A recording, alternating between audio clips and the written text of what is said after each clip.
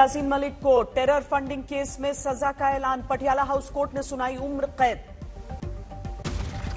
Terror funding मामले में यासीन मलिक को सजा का ऐलान। आजीवन रहना होगा जेल में। कुल 9 मामलों में यासीन मलिक को सुनाई गई सजा। आईपीसी की धारा 121 के तहत मिली उम्र कैद। यूएपीए की धारा 17 के तहत भी कोर्ट ने सुनाई उम्र कैद। आईपीसी की धारा 120B के तहत 10 साल की सजा। आईपीसी की धारा 121A में भी यासीन मलिक को 10 साल की सश्रम कैद। यूएपीए की धारा 17 के तहत लगा 10 लाख का जुर्माना। एनआईए स्पेशल कोर्ट के फैसले के खिलाफ यासीन मलिक को अपील का अधिकार। अभी आगे के एक्शन पर निर्णय नहीं। यासीन मलिक की सजा के ऐलान पर जम्मू में जश्न। डोगरा फ्रंट के कार्यकर्ताओं ने खुशी मनाई। शहीद स्क्वाड्रन लीडर रवि खन्ना की पत्नी निर्मल खन्ना ने फैसले पर जताया संतोष। कहा दूसरे मामले में भी सख्त सजा की उम्मीद। आतंकी यासीन को सजा के खिलाफ श्रीनगर में प्रदर्शन। पुलिस ने प्रदर्शनकारियों पर दागे आंसू गैस के गोले। यासीन मलिक को उम्र कैद की सजा से बौखलाया पाकिस्तान। वहां के पीएम शहबाज शरीफ ने भड़काऊ ट्वीट में लिखा, भारतीय लोकतंत्र के लिए काला दिन।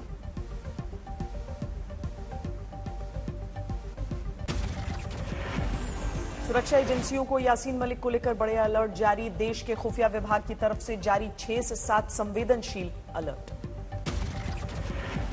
यासीन मलिक की सजा के खिलाफ दिल्ली एनसीआर में आतंकी हमले का अलर्ट है। निशाने पर है कई अहम संस्थान। जम्मू कश्मीर के बारामूला में मुठभेड़, 3 पाकिस्तानी आतंकी ढेर।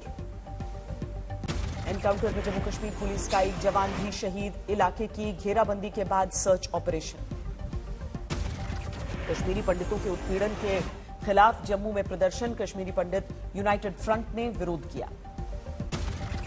वाराणसी के ज्ञानवापी परिसर विवाद में हिंदुओं की नई याचिका पर सिविल कोर्ट का फैसला।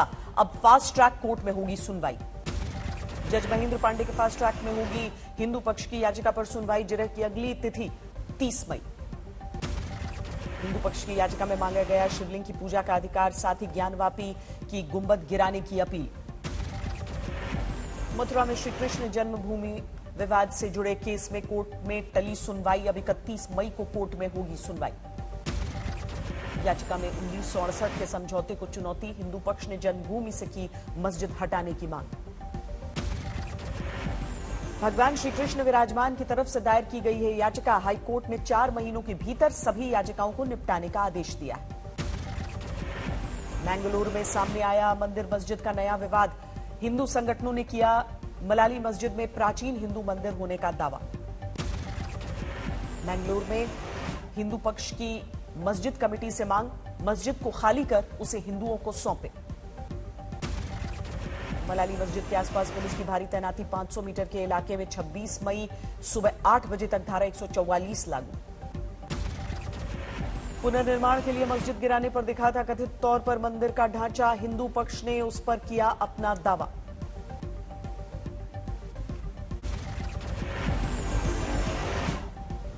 प्लेसेस ऑफ वर्शिप एक्ट 1991 के खिलाफ सुप्रीम कोर्ट में याचिका। स्वामी जितेंद्र नाथ सरस्वती ने दाखिल की अर्जी। याचिका में 1192 से 1947 के बीच सैकड़ों हिंदू मंदिरों को ध्वस्त करने का जिक्र 1991 के कानून को अवैध बताया। दिल्ली में कुतुब मीनार केस में फैसला सुरक्षित रखने वाले जज एडीजे निखिल चोपड़ा का तबादला। सीबीआई के स्पेशल जज बने। पीडीपी चीफ महबूबा मुफ्ती ने न्यायपालिका पर सवाल उठाए। कहा बीजेपी सरकार मुसलमानों को कुचल रही। लंदन दौरे को लेकर फंस सकते हैं राहुल गांधी। सूत्रों के अनुसार कांग्रेस सांसद ने विदेश मंत्रालय की मंजूरी नहीं ली थी, जबकि सांसदों को इजाजत जरूरी।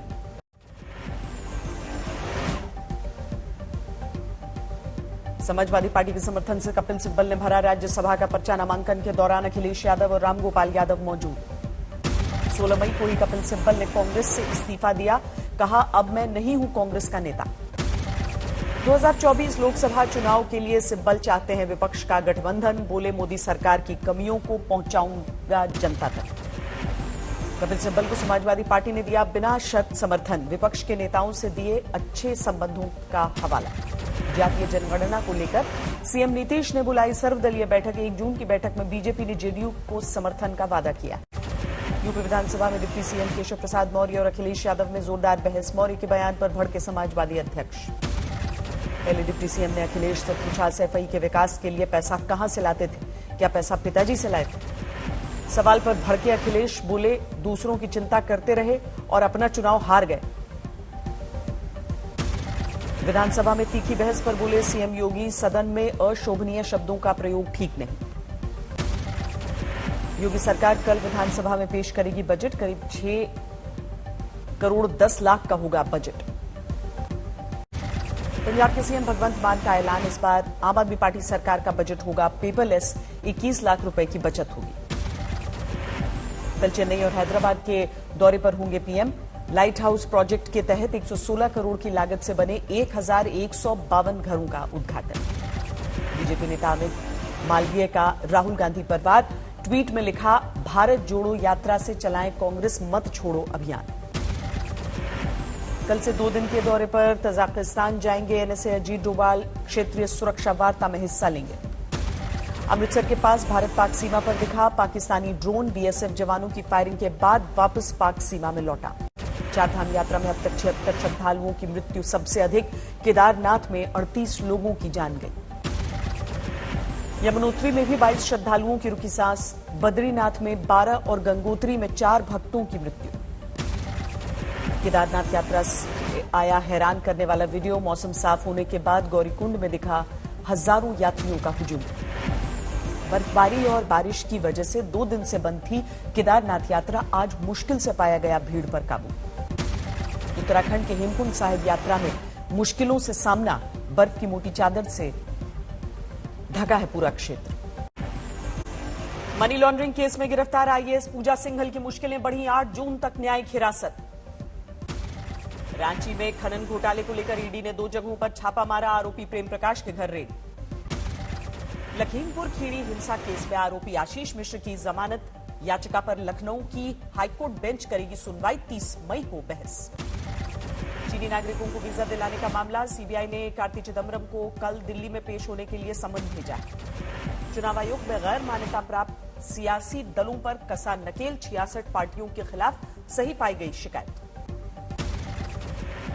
दिल्ली के नारायणा इलाके में नॉर्थ एमसीडी की कार्रवाई। दर्जन भर से अधिक अवैध दुकानों को तोड़ा। नोएडा में यमुना प्राधिकरण ने अवैध कब्जे पर चलाया बुलडोजर। 213 करोड़ की जमीन हुई कब्जा मुक्त। सहारनपुर में अतिक्रमण के खिलाफ गर्जा बुलडोजर। मुख्य बाजार में डीएम और नगर आयुक्त के नेतृत्व में हटवाया गया अतिक्रमण। मुरादाबाद में रेलवे विभाग ने चलाया अतिक्रमण के खिलाफ अभियान। हटाए गए गैर कानूनी दुकान। गुवाहाटी में शिव और गणेश मंदिर में अज्ञात लोगों ने मचाई तोड़फोड़। अपराधियों को पकड़ने के लिए पुलिस का अभियान। महाराष्ट्र के गढ़चिरौली में 2 नक्सलियों ने किया सरेंडर। कुल 12 लाख का था इनाम। यूपी के आजमगढ़ में महिलाओं और पुरुषों के बीच चले लाठी डंडे। जमीन विवाद को लेकर झगड़ा। यूपी के हाथरस में महिला का शव मिला। जांच के लिए फोरेंसिक टीम की मदद ले रही है पुलिस। ललितपुर में 9 साल की बच्ची से रेप, आरोपी के खिलाफ केस दर्ज। बुलंदशहर में मरीज के परिजनों की अस्पताल में पिटाई। अस्पताल के ही स्टाफ पर आरोप लगे।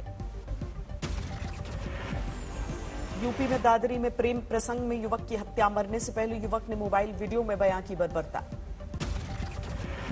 ठाणे की केमिकल फैक्ट्री में भीषण आग। बड़ी मुश्किल से आग पर काबू।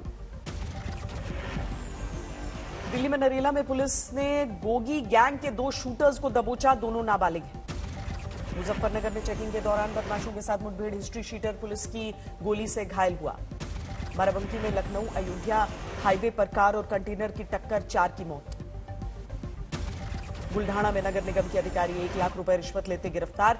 अतिक्रमण को लेकर शिकायतकर्ता से मांगा था घूस। यूपी में सहारनपुर में दोहरे हत्याकांड में खुलासा। 1 आरोपी गिरफ्तार।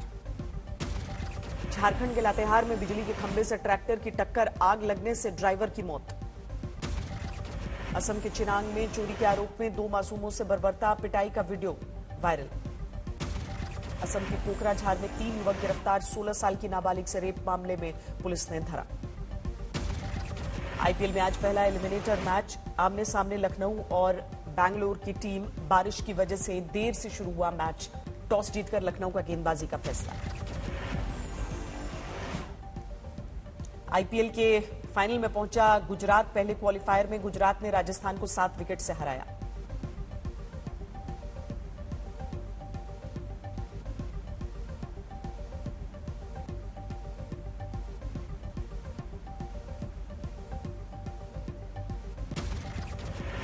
गेहूं के निर्यात पर रोक लगाने के बावजूद 10 दिन में थोक भाव केवल 15 से 75 रुपए प्रति क्विंटल घटा। रोटी समेत बिस्किट, ब्रेड और दूसरे बेकरी आइटम्स के दाम घटने की उम्मीद हुई कम।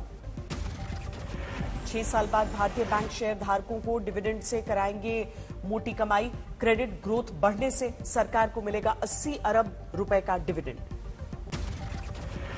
इलेक्ट्रिक स्कूटर्स में आग लगने की घटनाओं पर डीआरडीओ की रिपोर्ट में बड़ा खुलासा। बैटरियों में गंभीर खामियों की वजह से आग लगने का दावा।